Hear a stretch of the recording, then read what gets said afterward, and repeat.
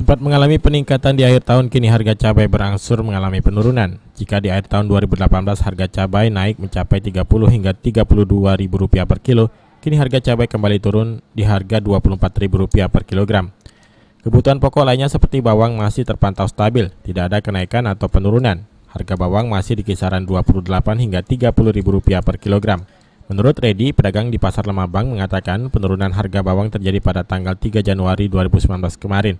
Hingga sekarang penurunan ini dinilai sangat drastis dari tahun-tahun sebelumnya. Dari kapan?